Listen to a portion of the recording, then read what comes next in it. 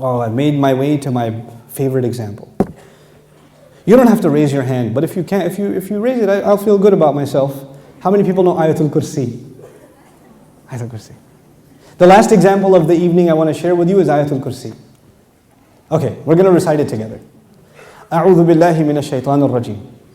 الله لا إله إلا هو الحي القيوم لا تأخذه سنة ولا نوم له ما في السماوات وما في الأرض من ذا الذي يشفع عنده إلا بإذنه يعلم ما بين أيديهم وما خلفهم ولا يحيطون بشيء من علمه إلا بما شاء وسع كرسيه السماوات والأرض وهو العلي العظيم.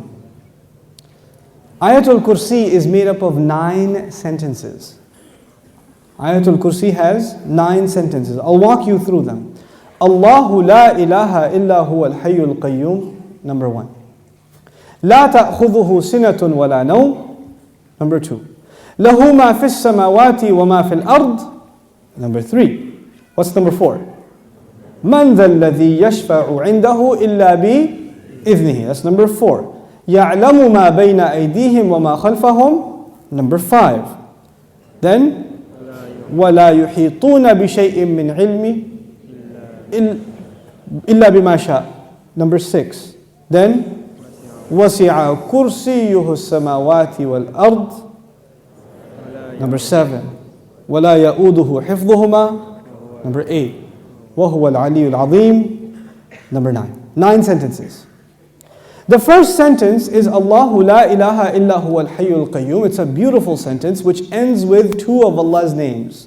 What are those 2 names?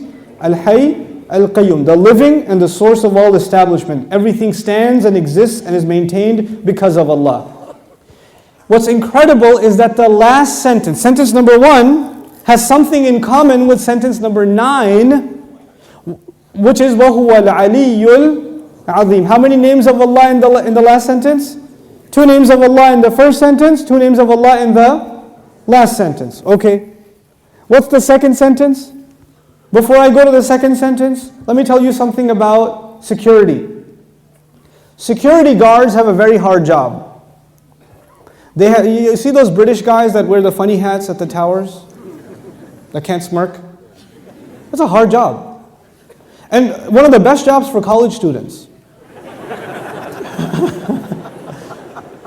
But if you get if you're in security, you have to sit in your booth. You have to stare at the CCTV for hours and hours. And does it move? It's the same picture. And you have to look at it for 12 hours, 8 hours. It's the most exciting thing you've ever done in your life. What tends to happen when you're guarding something? You tend to get sleepy. You tend to get tired. When you're guarding something, you tend to, so you'll see, of course you don't watch movies because you're very religious, but but in movies, they have these things called movies, and then sometimes they have an action movie, and the guy's trying to get inside a place, but it has a security guard, but the security guard is, so he grabs him, and he gets inside, because the security guard's getting sleepy. You understand? Okay. Allah Azza wa Jal says about Himself, لا تأخذه سنة ولا نوم. Drowsiness happens when you're tired. Your eyes start kind of closing a little bit. You're not sleeping, but you're kind of half sleeping like that guy over there. I'm kidding. But you're half sleeping. That's sina. And of course, what happens after that? What's the next step? No. First comes sina. Sina is like, when you go to Jumu'ah, and the khatib says, Inna alhamdulillah, alladhi nahmaduhu, like that's sina. Okay? By the time he gets to Ayyuha al-ikhwatul kiram, that's known. Okay? That's known. Okay, so you know the difference between sina and known. Drowsiness and then sleep. Okay. This is the second sentence. The second sentence is, these are things that creation has. Creation gets tired and it starts getting drowsy and eventually it falls to sleep. Or sometimes you tell yourself, no, I'm just closing my eyes, but I'm not sleeping. Okay, let me just close my eyes for a second. You're gone. You're finished. Okay? It's the best. This is the second sentence. About sleep, about exhaustion and sleep. Drowsiness and sleep. What was the second last sentence? وَلَا يَؤُودُهُ حِفْظُهُمَا. Guarding the skies and the earth does not exhaust Allah. When someone's exhausted, what do they get? Sina and Noam. The second sentence is actually connected to the second last sentence. لا تأخذه سنة ولا نوم ولا يؤوده حفظهما. He says له ما في السماوات وما في الأرض. He owns whatever is in the sky and the earth. Now before I tell you further, you need to understand the difference between two words, two names of Allah, Malik and Malik. Two names of Allah, Malik and Malik. I hope I can explain this difference to you because it'll make you appreciate these ayat like nothing else. Malik is an owner. Malik is an owner. Malik, I already told you today, what is Malik? King. Is there a difference between a king and an owner? Yes. You are the owner of your pen, but you do not say, I am the royal sovereign of this ink pen. You don't do that. That doesn't make a lot of sense. You understand? Owners can be of small things. You can own a car, you can own a computer, you can own a phone, but you're not going to be the king of it. Kingdom is used for big things. Here's another problem. Ownership is about property. It's about property. But kingdom is not about, you're not the king over a tree or the king over a piece of land. You're the king over the people who live in that land. Kingdom is about controlling people. Ownership is about controlling objects. There's a difference. Now Allah says, لَهُ مَا فِي السَّمَاوَاتِ وَمَا فِي الْأَرْضِ. He owns whatever is in the skies and the earth. What is the ayah about? Ownership. The ayah is about ownership. And ownership, one thing about ownership, it's micro. So every single thing is owned by Allah. Okay. What's the third last sentence? Anyone remember? وَسِعَ كُرْسِيُّهُ السَّمَاوَاتِ وَالْأَرْضِ. His throne extends to the skies and the earth. When Allah talks about His throne, He's talking about His kingdom. One dimension of control is ownership. The other dimension is kingdom. Both completing the picture. Because if you're just an owner, you're not a king. And if you're just a king, you're not an owner. By the way, let me tell you the difference also. Nowadays in some countries we have kings. You can be the king of an island. But does that mean you own everything in that island? No. Allah is the owner of all things and the king of all things. Both of them are necessary. Just because you own, and by the way, it could be that somebody owns all the property but they're not the king. Is that possible? They own the property but the king is someone else. So they have property ownership but somebody else has authority. Or somebody has authority and no property ownership. But Allah is Malik and He is Malik. The Malik part of Allah's attribute, لَهُ مَا فِي السَّمَاوَاتِ وَمَا فِي الْأَرْضِ. Third sentence. The kingdom of Allah, وَسِعَ كُرْسِيُّهُ السَّمَاوَاتِ وَالْأَرْضِ. Okay. What's the fourth sentence? Let's go back. Allahu la ilaha illa huwa al-hayyul qayyum. La ta'khudhuhu sinatun wa la nawm. Lahu ma fi as-samawati wa ma fi al-ard. What's next?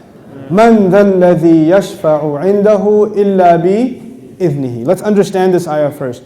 Who will come and make shafa'ah with Allah except unless He gives permission? And Allah says nobody will come for you. Your uncle, your cousin, your dad, your mom, your boss. You're not going to come for you on judgment and say, Ya Allah, actually he's not going to happen on that day. We're good. Nowadays you can do that. They're with me, VIP pass, so you can go inside. No, not over there. There's no VIP ticket. Except, the only exception is if Allah gives permission. So this ayah is about nobody having any authority unless Allah gives it to them. Nobody will have any authority, and the only exception, and the word exception is important, the exception is if Allah gives it Two then. You clear about that? Yes. Okay. وَلَا يُحِيطُونَ بِشَيْءٍ مِّنْ عِلْمِهِ. They know nothing. They can control. They encircle nothing of His knowledge. إِلَّا, except بِمَا شَاءَ. The fourth sentence and the sixth sentence are both about a statement about Allah and the only exception. The statement was, nobody has authority to make a case except whoever Allah gives permission. They have no knowledge except whoever He wants to give knowledge to. Otherwise they know nothing. وَلَا يُحِيطُونَ بِشَيْءٍ مِّنْ عِلْمِهِ إِلَّا بِمَا شَاءَ. The fourth and the sixth sentence are correlated. The first and the ninth, the second and the eighth, the third and the seventh, the fourth and the sixth. What's left? Middle sentence? Yes. He says, يَعْلَمُ مَا بَيْنَ أَيْدِيهِمْ وَمَا خَلْفَهُمْ. Oh my God, He says He knows what is ahead of them and what is behind them. And He knew what is coming ahead in the ayah and what was behind in the ayah. He put in the middle of it is, I know what's ahead and I know what's behind. Who speaks like that? Who speaks like that? SubhanAllah. The way in which Allah talks, the way in which Allah delivered this speech. And I want you to be cognizant of a fact. The fact is, we now read the Quran as a book. We read it as a text. We say sentence number 1, 2, 3, 4, 5, 6, 7, 8, 9. Did the Sahaba do that? Did the Rasul himself, sallallahu alayhi wasallam, says, look at sentence number 1 and sentence number 9 and 2 and 8 and 3 and 7? No, because he was just what? Speaking. He was speaking the Quran. We are able to see these things when they're put in writing. The Quran was so perfect when it was being given in speech. And which has more possibility of mistake? When you write something or when you say something? Oh man, when you say something, it's hard to take it back. Especially if it's on YouTube. It's hard. But if you're writing a nasty email, then you can, before you hit send, erase that and just say Eid Mubarak and then send it. You have a chance to take it back. But when you're saying something, it's done. There's no room to edit. There's no room to fix. Allah Azza wa Jal revealed this Quran not in writing. He revealed it in speech. He revealed it in speech. You know, I've sat with linguists, non-Muslim linguists, and I've shared some of these things with them, and they refuse to believe that the Quran is spoken. They refuse to believe it. They say it has to be written.